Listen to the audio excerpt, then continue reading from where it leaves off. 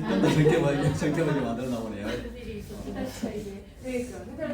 이번 문제는 제가 이렇게 8월 달에 전임으로 있었을 때예요. 그러다 보니까 학생들하고 제가 좀 친하기도 하고, 또 이제 이분들하고 이렇게 계속 대체 학습을 그때 이제 실습으로 대체 실습했어요.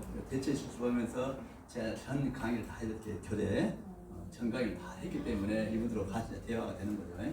그래서 이분들 시간 끝나고 같이 차 한잔 하면서 이제 이것저것 물어보고 메모하고 정리했던 것을 이렇게 오늘은 한번 제가 이번 주 주말에 선생님한테 한번 보여드리려고 주말에 열심히 만들었었어요. 그래서 이렇게 한번 했던 것을 오늘 저도 나름대로 이제 또 한번 금년을 또 다시 성찬 의미에서 한번 녹화해가지고 저도 이제 제가 이 전에 했을 때는 좀 마음이 급했던 것 같아요. 항상 욕심이 많아가지고 그러다 보니까 말이 너무 좀 빨랐는데 요즘은 좀 여유 있을 때는 말을 좀 천천히 하고 그렇잖아요. 말이 좀 빠른 편 같아요. 제가 이렇게 녹화하고 보니까 그래서 그런 부분을 좀 서서히 이렇게 바꿔가고 있습니다. 이왕에 저도 이렇게 강의하려면 전문 강사가 돼야겠죠. 다음에 김창호 선생님 보고 비언어적 표현 이것도 조금 더 공부를 해야 될 것 같다는 생각이 듭니다. 너무 이렇게 보수적이어가지고 안 어울리는 것 같아요. 그래서 한번 다음과 같은 노인의 심리적 특성은 1번 의존성의 감소, 2. 내향성의 증가, 3. 경직성의 감소, 4. 우울증 경향의 감소, 5. 회복 능력의 증가. 자, 몇 번? 다음이 없어요. 다음과 같은 것은 1, 2, 3, 4, 5번. 2번. 선생님들이 이제 잘 봐야 된다. 문제가 이렇게 좀 이렇게 패턴이 좀 바뀌어 나왔다고. 아마 우리 선생님이 저한테 전달한 선생님이 말을 잘못했던지 아니 패턴이 이렇게 우리 선생님 이야기는 다음이라도 하면은 네모 박스가 있다든가 사례가 있을 건데 그게 없기 때문에 하는 이야기입니다. 근데 여기서는 바로 1번부터 심리적 특성만 생각하면 돼. 이 심리적 내용이 아닌 것은 처음부터 아닌데 A 보면 전부 다 심리적 내용이죠.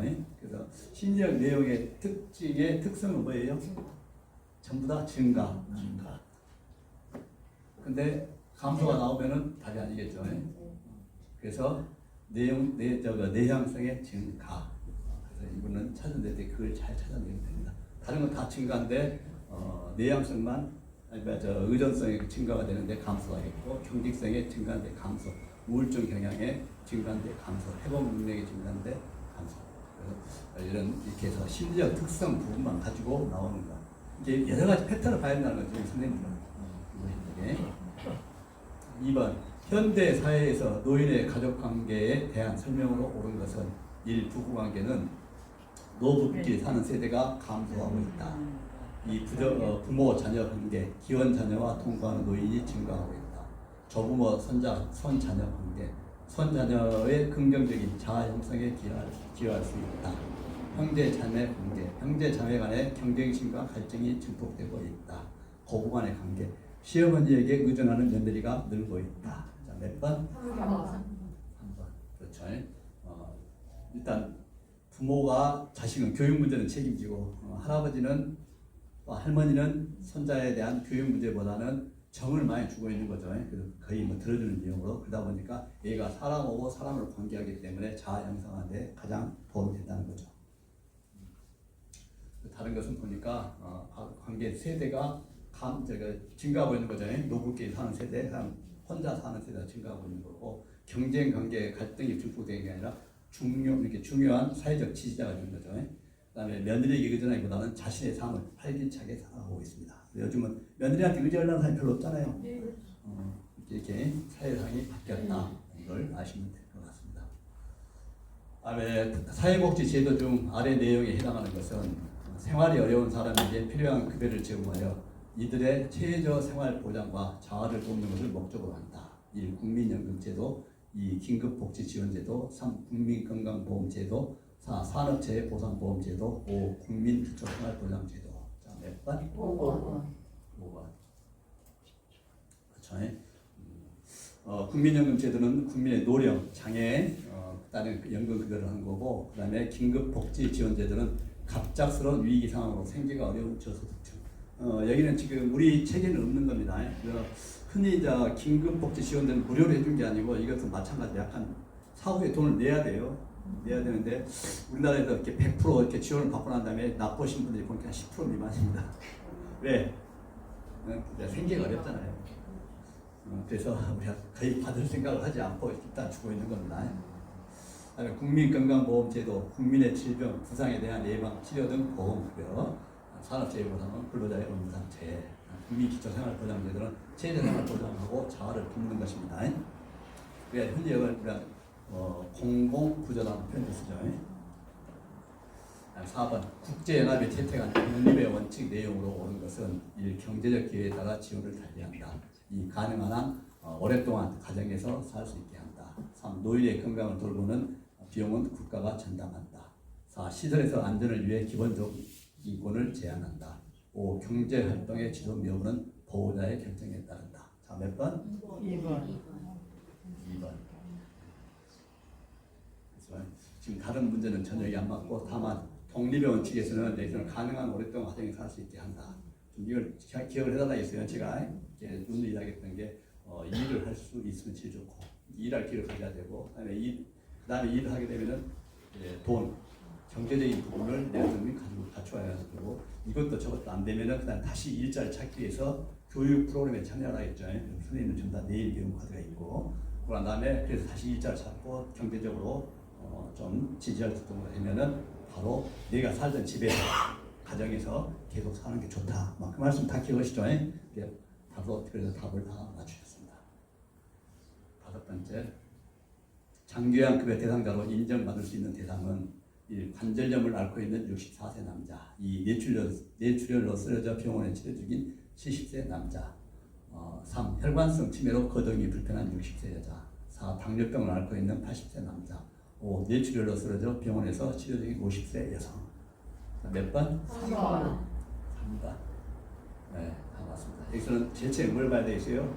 당연 대상 kim단인가 지금 봐서 나이를 본다고 했어요. 나이를 보는데 나이가 65세 이상, 그다음에 65세 미만 보는데 그다음에 65세 이상 되신 분들은 바닥에 옆에 뭐가 붙어 있었냐? 신체 기능이 안 되거나 그다음에 일상생활을 할 수 없다는 게 표시가 돼 있어야지만이 이야기하는 대상이 된다. 64세 미만은 바로 앞에 당연 대상이 안 됐기 때문에 전제 조건이 있어. 전제 조건이 뭐였냐면은 노인성 질병. 그렇죠? 노인성 질병 보니까 60세 미만이고 그다음에 노인성 질병이 치매, 뇌졸중, 뇌경색, 그다음에 파킨슨 병까지 우리가 좀 기억을 해야 되겠죠. 21개 애국이는 너무 벅차다. 하지만 4개 정도만 기억하자. 그렇게 말씀을 드렸던 것 같습니다. 이런 성격으로 1번은 노인성 질병이 아니고 2번에는 병원 중복급여가 되지 않는다는 거예요. 4번은 보니까 신체활동, 일상생활에 가능한 사람이 되는 거죠. 5번은 중복급여가 안 되고 건강보험 치료를 받아야 될 사람이다. 이렇게 보시면 될 것 같습니다. 6번 장기요양 등급의 대상자에게 노인 제조, 게이트볼 등의 활동을 지원하는 사업은 1. 노인 의료 서비스, 2. 노인 건강관리 사업, 3. 독거노인 돌봄 사업, 4. 노인 맞춤 돌봄 서비스, 5. 만성질환자 사례관리 사업. 몇 번? 2번. 오늘 제가 한번 풀어드렸죠. 근데 이 문제가 나와가지고 약간 보신 우리 선생님들이 제일 이렇게 당황했다고 말씀하시더라고요. 이런 문제가 지금까지 나온 적은 없었습니다. 자, 7번 대상자에게 제공하는 요양보험의 목적으로 옳은 것은 1. 신체 기능 증진 및 삶의 질 보장, 2. 자아실현의 욕구 충족, 3. 생리적 욕구 충족, 4. 안전의 욕구 충족, 5. 경제적 사회생활 지원. 자, 몇 번? 1번. 그렇죠. 신체활동의 증진. 여기는 보면 이제 밑에 이렇게 나와 있는 것은 매슬로우 욕구 5단계에서 나오는 이야기입니다. 이게 여기도 보면은 우리 선생님들이 3장에 뭐가 나와 있냐면은 요양보호 업무잖아요. 업무에서 목적이 나오고 그다음에 우리가 매슬로우 욕구 5단계도 아마 나와 있을 거예요. 5단계에서 1단계가 뭐냐면은 생리적 욕구. 그다음에 2단계가 뭐냐? 여기 매슬로우 욕구 5단계라는 게 어떤 개념이냐면은 이 개념은 1단계가 해결돼야지만 2단계로 올라간다는 거예요. 1단계 해결 안 되면 2단계, 3단계, 4단계로 껑충 뛰어서 넘어가는 일이 없다.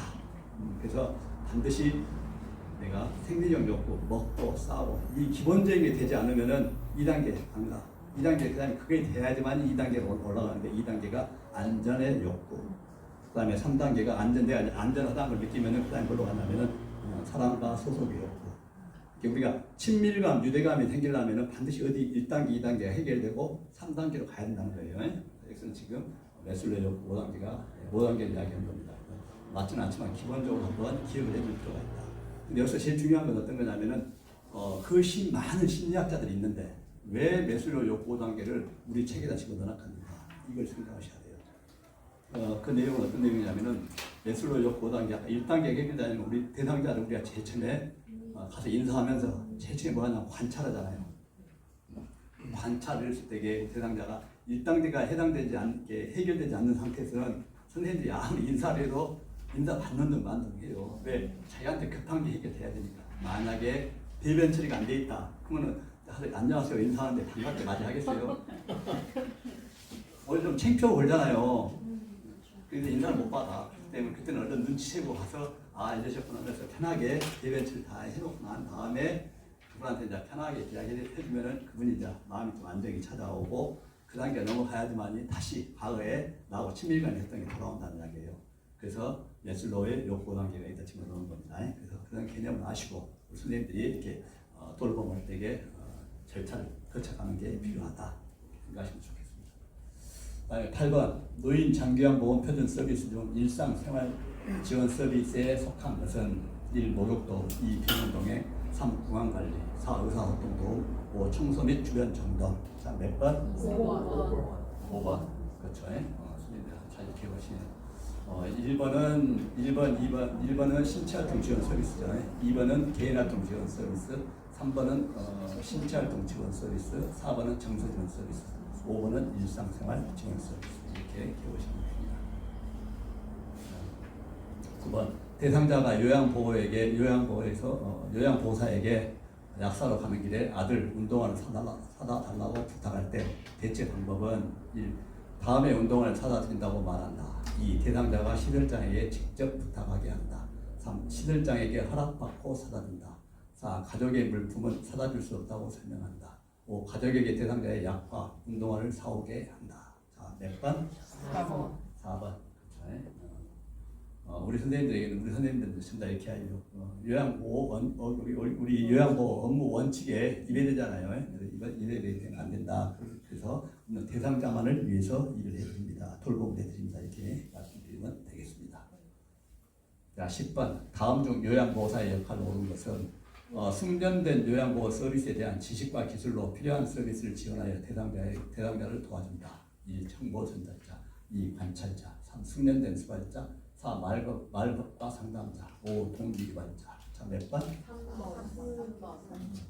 3번. 그렇습니다. 숙련된 수발자. 답을 해도 떨었어. 지워야 되는데 못 지웠어. 두 문제. 가르쳐주면 다음에 이런 게 있으면 보너스 하나씩 있는가 보다. 이렇게 생각하시면 됩니다. 다시 이걸 전부 다 이렇게 스캔 떠가지고 다 드릴 테니까 그때는 다 지워줍니다. 근데 여기 다 있어 있기 때문에 같이 보시면서 눈으로도 이렇게 보시면서 공부를 하시면 됩니다. 그래서 다 얘들 나눠서 정보 전달자 서로 협업하고 가족 및 시설장에게 이렇게 전달해주는 거죠. 협업이라는 게 뭐냐면은 다른 전문가들하고 같이 일을 한다는 걸 우리는 협업이라고 합니다. 협동해서 협조해서 이제 일을 하는 거죠. 관찰자, 호흡, 혈압, 체온 및 투약과 질병의 변화 상태를 관찰하는 거고, 그다음에 대상자의 신체, 정신, 심리적 안위를 도모해주기 위해서 말법과 상담자 역할을 합니다. 동기 유발자, 대상자의 능력을 최대한 발휘하도록 동기 유발시키는 것을 동기 유발자라고 합니다. 이걸 좀 기억을 해주시면 좋겠습니다.